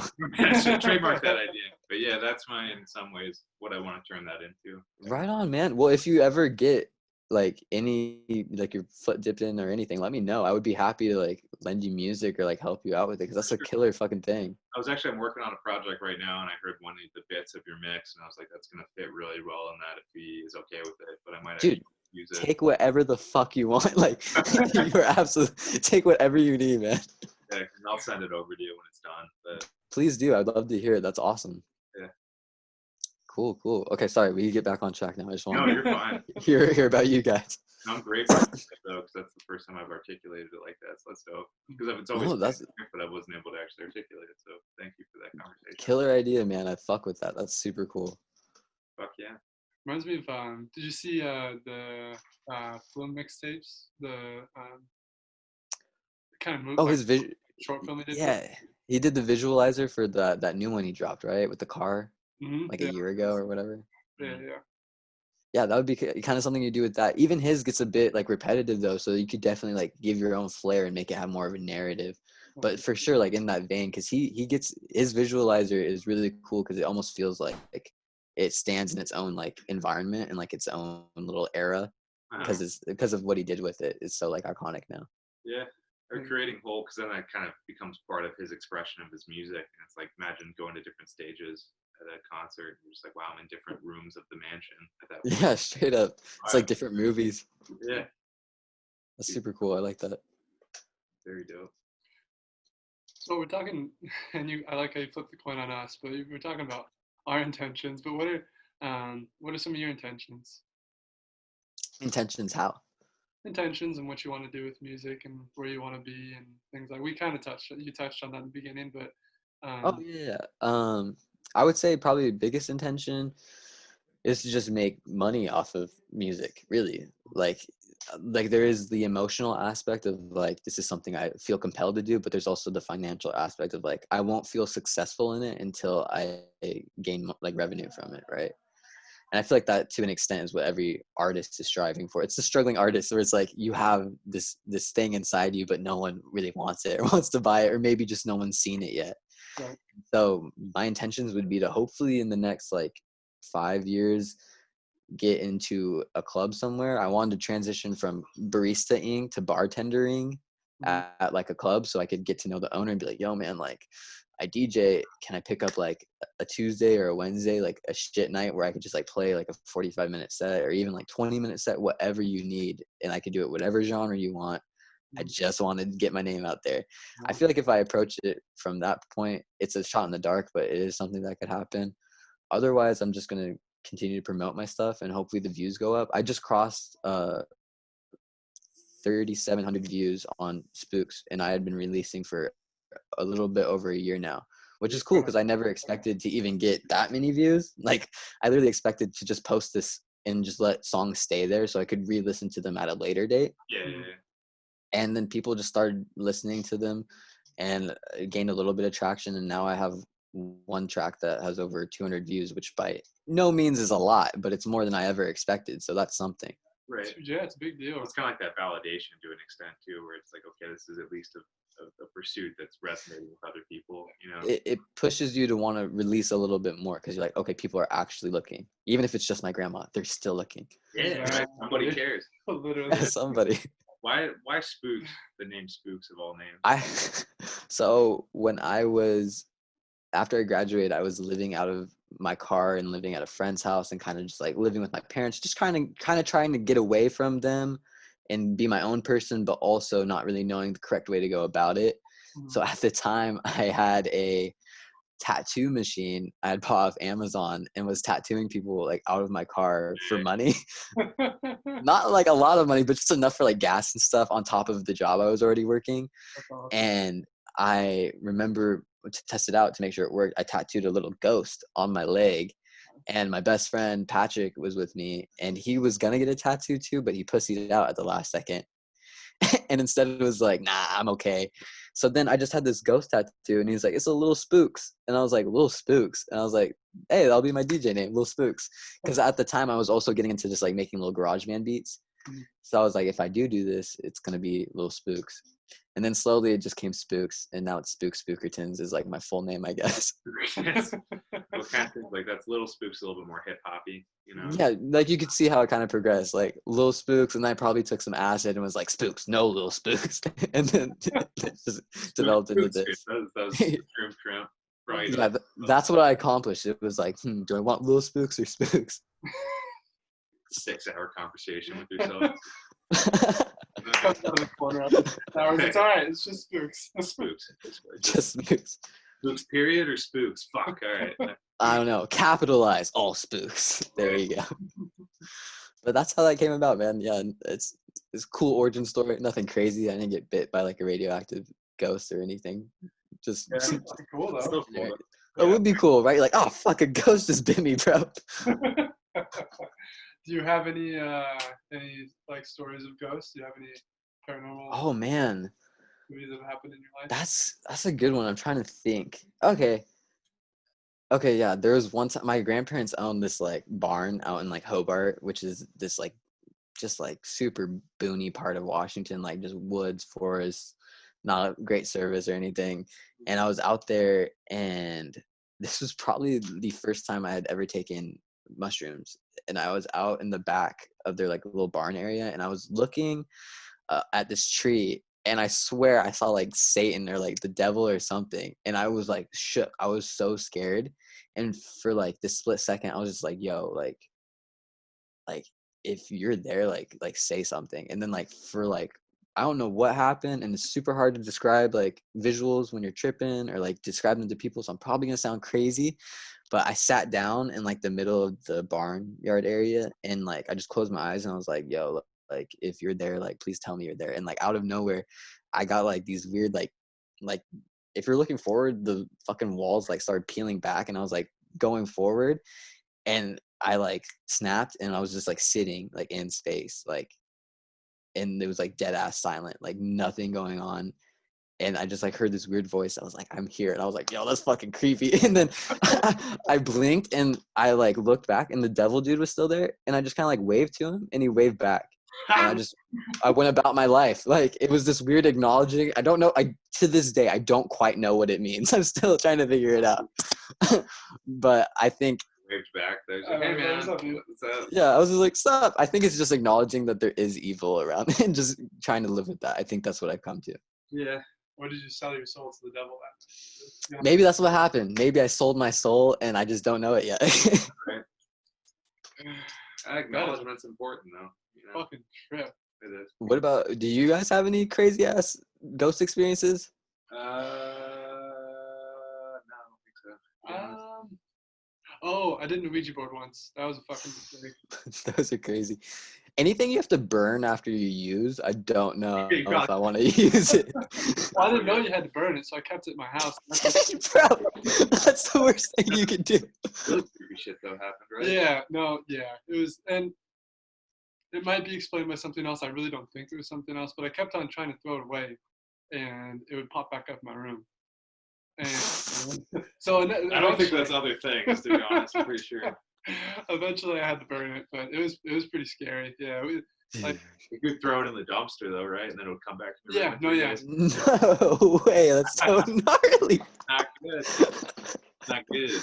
Dude, that is not good. It was pretty fucky. I was Middle school, I think 7th grade. Oh Yeah. my god, that is hilarious. I had a I mean, buddy- hilarious in the scariest way possible. I had a buddy who was an anarchist, and I think this is why it was so bad. He took like an anarchy sign and like burnt it in a candle while we were doing the Ouija board. I think that's what really fucked us. Oh yeah, that seems a bit a bit messed up. You're like, yeah, and after that I went to behavioral science. So Yeah, no, this is good. And then when I was younger, I do have this memory where I woke up and swear I saw a ghost in the hallway, but it was like, I don't know, one of those that it could have been a dream or something. yeah, one of those. Oh, I really? get you. I felt real. That's crazy. There's gotta Fucking be Ouija board. something out there. Like, I don't know, maybe it's not like ghosts or whatever, but spirits or energies or something. Like, I definitely think so. I definitely think there's something. I just don't. When people die, like, where do they go? You know, like. Bend, you know, there's anomalies of shit happening. But I feel like honestly, it's people are like this, but there could actually like this door could open and slam shut, and then Devin and I would rationalize it somehow and act like that was just the wind. there's air conditioning. Yeah, Air Straight conditioning. up, yeah. we go on with their days, you know. I don't think Yeah. it really, even if it is a thing, sometimes it could blatantly happen if people don't acknowledge it. Sometimes I've met people sure. that moved out of their houses because they thought it was so haunted. And Yeah. bad. People get crazy about it, man. People get very like superstitious. Mhm. Yeah, I've never. It's funny because my name's Spooks, but I've never been super into like the whole like the concept of dead people or whatever. But I do think it is. There's definitely like spirits, man. Like people die, and it's like that's it. Like I feel like something has to go somewhere. You know what I mean? There's a idea, I think it's in the Tibetan Book of the Dead, but the idea is that you pass on to other realms. I'm not very educated on this, but you pass on to other realms. And then when you die, you're connected with the totality of all that is existence. And it's a really intense experience. What will Yeah. happen is if you're ready for it, you just go into that big pot and then you don't get reincarnated. But if you're not and you push back, it reincarnates you into something else. And that's the whole process. So you could be a cat or you could be another person. And it's more ideal to be a person because that's kind of where you're moving up the hierarchy. But what can happen is if you have stuff holding you back in this life and say for whatever reason that you can stay on this realm as a ghost and then you haven't really accomplished something that you need to accomplish to pass on to the next generation or pass on to the next thing. That makes sense. So you have to accomplish that thing before you can pass.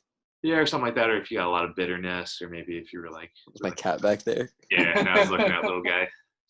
Or if you're really I don't know, it's something really bugging you in this life, and sometimes it can keep you here. It's a trippy thought. I thought the whole idea of going into the light and then accepting it or fighting it is kind of a crazy concept. I think that is great. Yeah.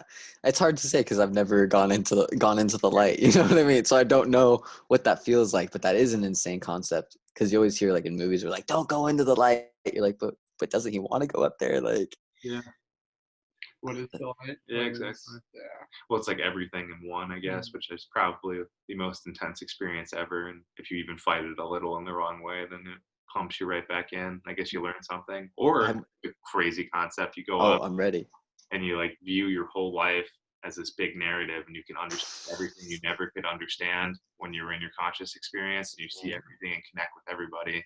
And outside of your ego, you just connect, and then you're like, maybe you make a choice, and they're like, hey, you got to learn another thing. You want to go back? And you go like, yeah, for sure. And then you go back and you learn something.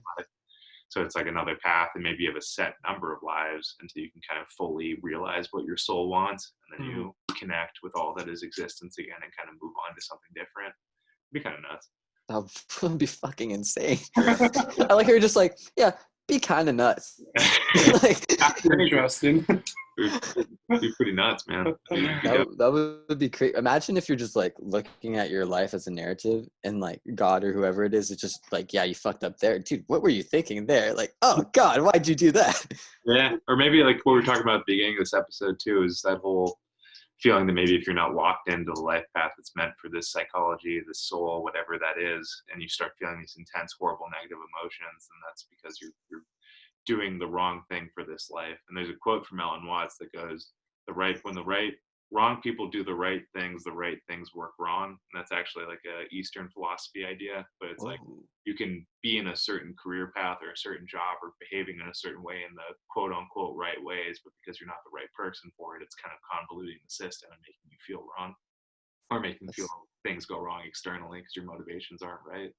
So it's like it's really important to figure out what the right thing is for the right person, and then the right things will work the right way.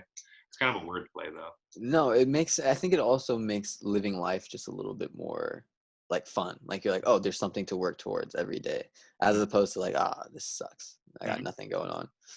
Or it's like, say you're in a finance job and you don't really like finance, but Yeah. it's a safe job for you. But then, all that toxicity is radiating to other parts of your life in ways that aren't so good for you and the people around you. Mhm. Just something True. I grapple with, even with working in behavioral health, where it's like, man, am I the right person for this job? And am I doing the right things for myself? And am I becoming toxic by sitting in this pot, Yeah, toxicity is a hard feeling to understand and even know that is happening either. Mm-hmm. Mm. I was just trying to find I think there's a lot of different ways to have positive impacts, You got another cat now. Is that a kitten? Oh yeah, that's Mango. I have 3 Mango. cats. That's Mango. There's also Indy and Marshmallow. Awesome. Yeah, they're A little cool. gang. Yeah, a little gang. I don't know my experiences, but it seems like, are there like a lot of people that live in Washington or Seattle that have cats? Or is it just like everybody I know that lives there? I think it might. I don't. It's hard. I was never a cat person until like a year ago, Yeah. and my girlfriend just started getting cats, and I was like, okay, I guess this is my life now. They're great. I love them now, but at the time I was just like not about it. It might be a Seattle. I think I love Seattle. I really do. But with any big city, it has its ups and it has its downs. It has that pretension to it where it's like, yeah, we're from Seattle. Like we drink coffee. Also, it's like if you're a real like Seattle Washingtonian, you don't carry a rain jacket around. Like you'll see people with umbrellas and you're like, get the fuck out of here. You're like, you're not from here. So did you grow up there? I grew up so I kind of bounced around a little bit. I grew up in Edmonds, which is about 15 minutes from Seattle itself. Okay. And then from there, I moved to Maple Valley, which is about 40 minutes south of Seattle. And now I'm living in Federal Way, which is about 30 to 20 minutes from Seattle. So I can still get into the city if I want, but I like to kind of keep a little bit outside of the city just because it does get very like crowded, especially now with COVID and everything. Our homeless rate is like through the roof. There's tons and tons of homeless people. It's crazy times over here. How have you noticed the vibe of the city change? Because I have an uncle that lives out there, and we went out there for Paradiso. We were chilling with one of our friends that Nice. Grew up out there, but they both say like they've noticed a lot of like changes in Seattle. What have you noticed over living there? In Seattle itself, there has been a lot of change. It's kind of gotten a little bit more scummy, like just tons of people camping out like in the middle of like really big parks and stuff, which is like, it sucks because it's like obviously like homeless people is an issue, but it's also like it's so hard to like figure out like where that problem like stems from. Is it economics? Is it drug use? Is it education? Like there's tons of variables. I would say that's been a big change in everything going on. And also just industrial, like we're growing a lot lately, especially like growing up because we're just running out of space to expand. So you see tons of cranes constantly in the city, tons of traffic all the time, which is pretty common here. Like if you're used to it, you're used to it. But if you're not, like traffic here can be not fun at all.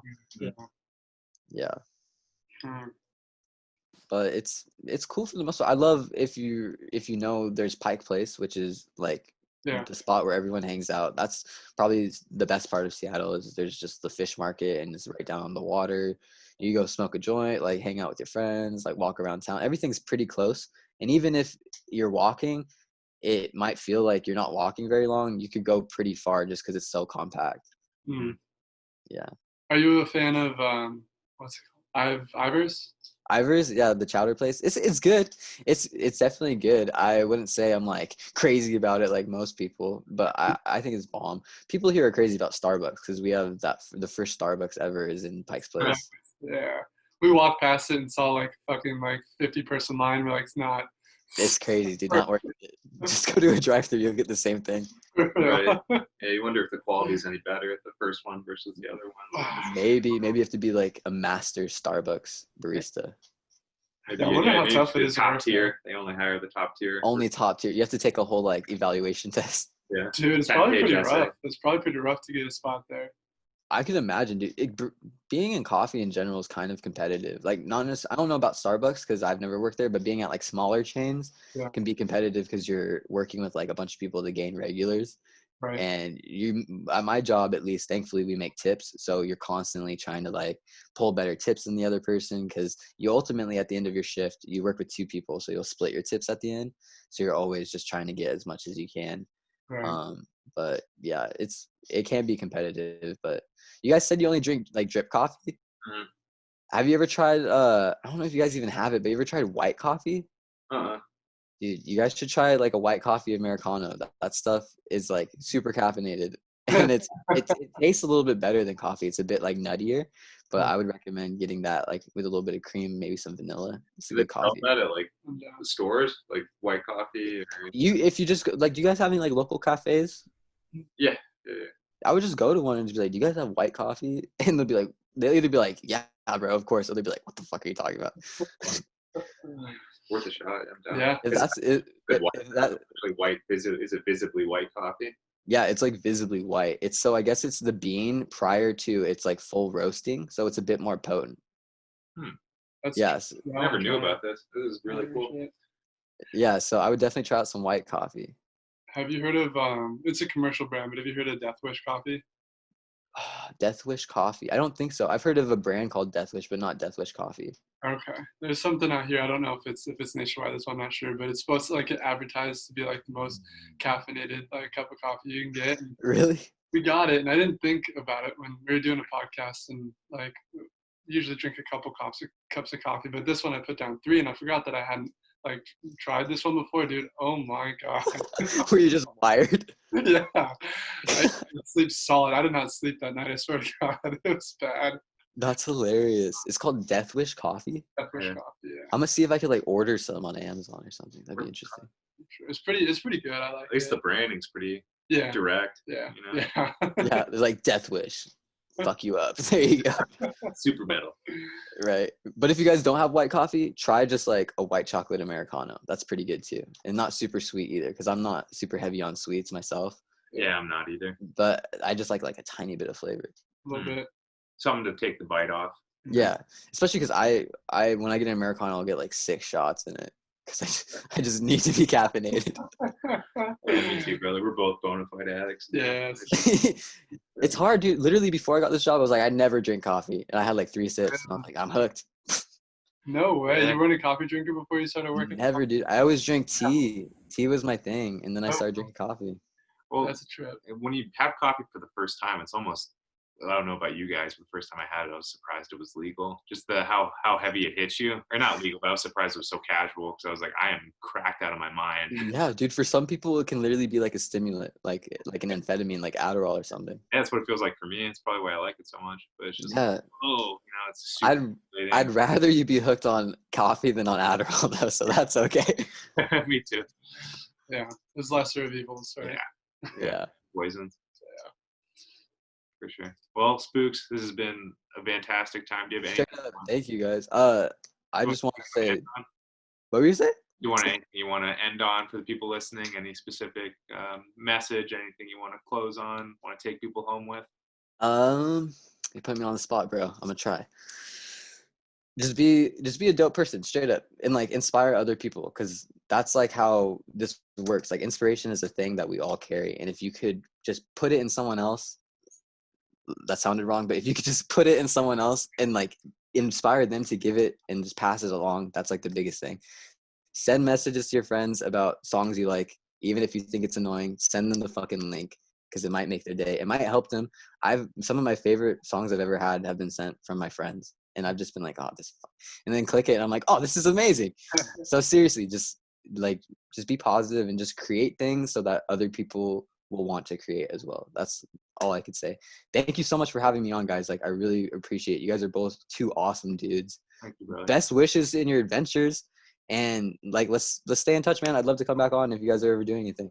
Absolutely. Sure. Let's make it happen. Absolutely. And if your friends, buddies want to be on, let's hook that up too. For sure, man. That would be great. They would love to get to know you guys. You guys seem super dope. You seem like you mess with all the same stuff we do. We have deep conversations all the time. And my friend Colton's always like, we need to start a podcast. We need to let other people hear this. So I totally get where you guys are coming from. I think it's awesome you're doing it. And you mentioned it sounds like you have some music coming out. Yeah, in the next 2 weeks or so, I'll be dropping. It's like a 5-track EP. Don't have a title yet, but stay on the lookout for that. I got mixes we drop every single week. So if you guys ever need something to listen to, that's usually pretty fresh. For sure. Absolutely. Yes, sir. Yeah, let's call it. Let's call it then. Sweet. Just I got my cup. Bink. Think. think. Thank you guys. I hope you all have a good one. You too, brother. Stay safe. Take care, guys. Peace out, bros.